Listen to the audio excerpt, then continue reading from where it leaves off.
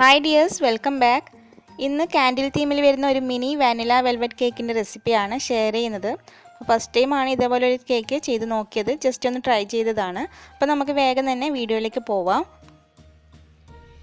അപ്പോൾ ഇതിനു വേണ്ടിയിട്ട് ഫ്ലോർ ഒക്കെ ഇവിടെ അരിച്ചു വെച്ചിട്ടുണ്ട്. അപ്പോൾ ഇത് 1/4 കപ്പ് മൈദയും പിന്നെ 1/4 ടീസ്പൂൺ ബേക്കിംഗ് പൗഡറും ഒരു പിഞ്ച് ബേക്കിംഗ് സോഡയും ചേർത്തിട്ട് ഒരു പ്രാവശ്യം അരിച്ചു വെച്ചിട്ട് നന്നായിട്ട് മിക്സ് ചെയ്ത് വെച്ചതാണ്. ഇനി ഒരു മീഡിയം സൈസിലുള്ള മുട്ട എടുത്തിട്ട് സെപ്പറേറ്റ് ചെയ്ത് വെക്കാം. പിന്നെ ചെയ്യേണ്ടത് കേക്ക് ടിന്ന് റെഡിയാക്കലാണ്. ഇതൊരു 6 ഇഞ്ചിൻ്റെ റൗണ്ട് ടിന്നാണ്. അപ്പോൾ അതിൻ്റെ താഴെ ബട്ടർ പേപ്പർ വെച്ച് കൊടുത്തിട്ടുണ്ട്.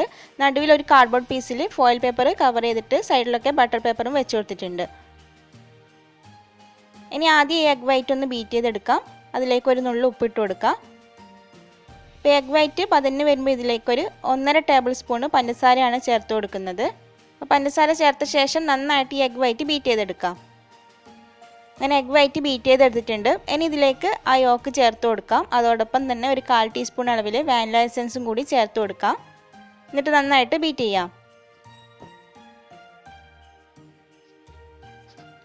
ഇനി ഇതിലേക്ക് 1 ടേബിൾ സ്പൂൺ ഓയിലാണ് ചേർത്ത് കൊടുക്കുന്നത്. അപ്പോൾ ഓയിൽ ചേർത്ത ശേഷം ജസ്റ്റ് ഒന്ന് മിക്സ് ചെയ്തിട്ട് ബീറ്റർ അങ്ങ് ഓഫ് ചെയ്യാം. ഇനി നേരത്തെ അരിച്ചു വെച്ചിട്ടുള്ള ഫ്ലോർ കുറച്ചായി ചേർത്തിട്ട് ഫോൾഡ് ചെയ്തെടുക്കാം. അപ്പോൾ അതിനോടൊപ്പം തന്നെ 1 ടേബിൾ സ്പൂൺ പാലും കൂടി ഇടവിട്ടിട്ട് ചേർത്ത് കൊടുക്കുന്നുണ്ട്.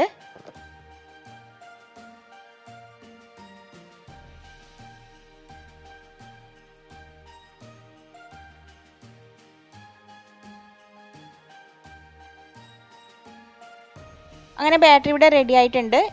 ഈ ഒരു ബാറ്ററിൻ്റെ പകുതി ഈ ഒരു ടിന്നിൻ്റെ ഒരു സൈഡിലേക്ക് ഒഴിച്ചു കൊടുക്കാം. ബാക്കി പകുതിയിലേക്ക് സൂപ്പർ റെഡിൻ്റെ കളർ മിക്സ് ചെയ്തിട്ട് അതും കൂടി ഒഴിച്ചു കൊടുക്കാം.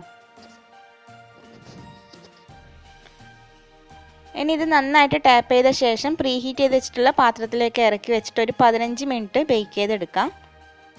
അങ്ങനെ കേക്ക് ഇവിടെ ബേക്കായി വന്നിട്ടുണ്ട്. ഇത് ചൂടാറാൻ വേണ്ടി മാറ്റി വെക്കാം.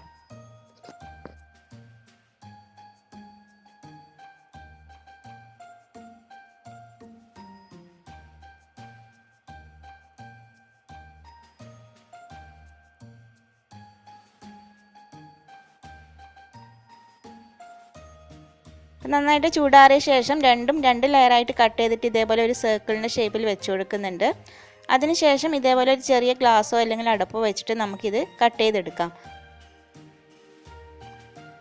അപ്പോൾ ഓരോ സ്പോഞ്ചിൽ നിന്നും 3 ഇതേപോലെയുള്ള സർക്കിൾ പീസാണ് കട്ട് ചെയ്തെടുത്തിട്ടുള്ളത്. അപ്പോൾ റെഡ് സ്പോഞ്ചിൻ്റെ ബാക്കിയുള്ള പീസ് മിക്സിയിലിട്ടൊന്ന് പൊടിച്ച ശേഷം ഫ്രൈ പാനിലിട്ടിട്ട് ഒന്ന് ചൂടാക്കി എടുക്കാം. അത് നമുക്ക് ലാസ്റ്റ് ക്രംസ് ആയിട്ട് ആവശ്യമുണ്ട്.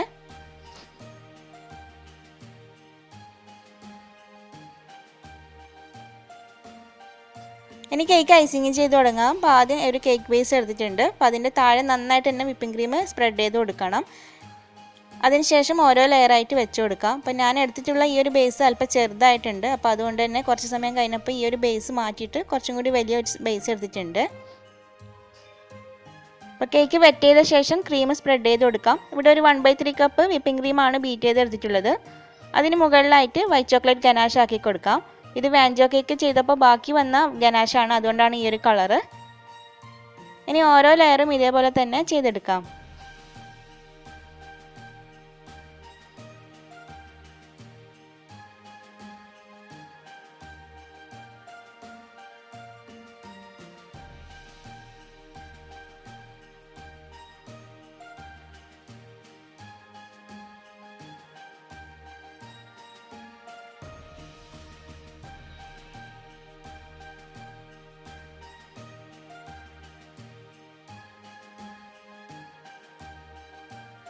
എല്ലാ ലെയറും വെച്ച ശേഷം കേക്ക് മുഴുവനായിട്ടൊന്ന് ക്രം കോട്ട് ചെയ്തെടുക്കണം.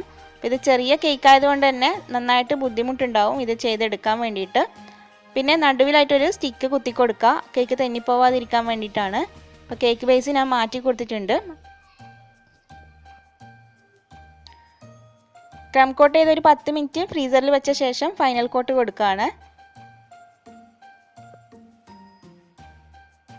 അങ്ങനെ കേക്ക് ഏകദേശം ഇവിടെ ഫിനിഷ് ചെയ്തെടുത്തിട്ടുണ്ട്. കുറച്ചൊന്ന് ചേരിനൊക്കെ പോയിട്ടുണ്ട്. ഇനി ഈ കേക്ക് ഒരു 1/2 മണിക്കൂർ ഫ്രീസറിൽ വെച്ചെടുക്കാം. അതിനുശേഷം ബട്ടർ പേപ്പർ അല്പം വീതിയിൽ കട്ട് ചെയ്തിട്ട് കേക്കിന് ചുറ്റിലും ഇതേപോലെ വെച്ച് കൊടുക്കാം.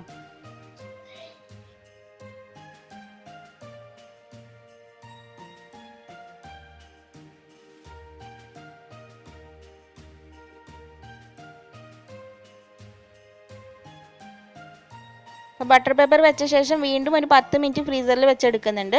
അതിനുശേഷം ക്രംസ് ആക്കിയിട്ടുള്ള റെഡ് വെൽവെറ്റ് സ്പോഞ്ച് ഇതേപോലെ ആ ഒരു ഗ്യാപ്പുള്ള സ്പേസിലൊക്കെ ഇട്ട് കൊടുക്കാം. അപ്പോൾ കേക്കിൻ്റെ മുകളിലാവാതെ ഇട്ട് കൊടുക്കാൻ വേണ്ടി ശ്രദ്ധിക്കുക.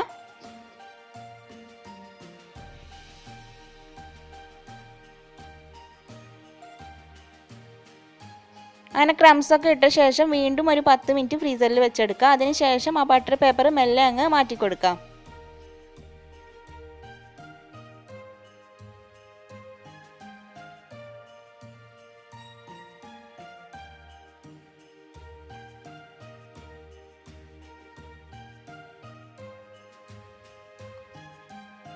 ഇനി കേക്കിൻ്റെ മുകളിൽ നടുവിലായിട്ട് ഇതേപോലെ സ്പൂൺ വെച്ചിട്ട് ചെറിയൊരു കുഴി പോലെ ആക്കി കൊടുക്കുന്നുണ്ട്.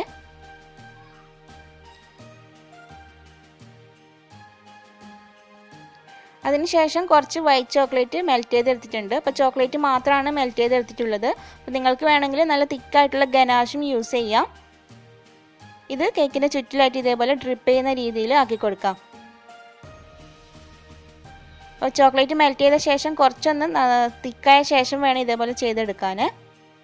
അപ്പോൾ ആദ്യം ഒരു പ്രാവശ്യം ഇങ്ങനെ ചെയ്തിട്ട് കുറച്ച് സമയം ഒന്ന് ഫ്രിഡ്ജിൽ വെക്കാം. അപ്പോൾ അത് സെറ്റായിട്ടുണ്ടാവും. അതിനുശേഷം വീണ്ടും അതിന് ബാക്കിയുള്ള സ്പേസിലൊക്കെ ഇതേപോലെ ഒന്ന് ഡ്രിപ്പ് ചെയ്യുന്ന രീതിയിലാക്കി കൊടുക്കണം.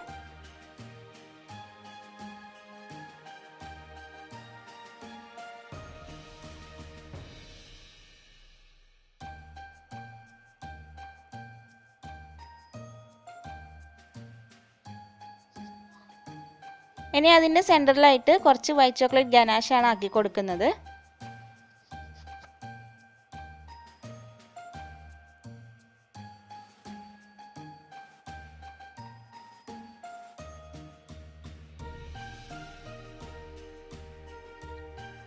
ഏകദേശം വർക്കൊക്കെ കഴിഞ്ഞിട്ടുണ്ട്. ഇനി ചെറിയൊരു ക്യാൻഡിൽ എടുത്തിട്ടുണ്ട്. അപ്പോൾ അത് താഴെ ഒന്ന് ക്ലിംഗ് റാപ്പ് വെച്ച് ഒന്ന് കവർ ചെയ്തിട്ടുണ്ട്. ആ ക്യാൻഡിലിൻ്റെ ആ ഒരു വാക്സ് ഒന്നും കേക്കിലാകണ്ട എന്ന് കരുതിയിട്ടാണ്.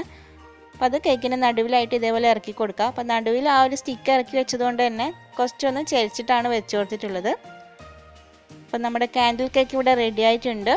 ഈ ഒരു കേക്കിൻ്റെ വെയിറ്റ് വരുന്നത് ബേസിൻ്റെ വെയിറ്റ് കൂടാതെ 300 ഗ്രാമാണ്. അപ്പോൾ നമ്മുടെ ഗിവ് അവേയിൽ ഇന്ന് ക്വസ്റ്റ്യൻ ഒന്നുമില്ല. നിങ്ങൾക്ക് ആവശ്യമായിട്ടുള്ള ഗിഫ്റ്റിൻ്റെ നെയിം താഴെ കമൻറ്റ് ചെയ്താൽ മതി. ഗിഫ്റ്റ് നെയിം ഇവിടെ കൊടുക്കുന്ന അതേ സ്പെല്ലിങ്ങോടെ കൂടെ കൊടുക്കാൻ വേണ്ടി ശ്രദ്ധിക്കുക. അപ്പോൾ നമുക്ക് മറ്റൊരു ദിവസം നല്ല റെസിപ്പിയുമായി വീണ്ടും കാണാം. Thanks for watching.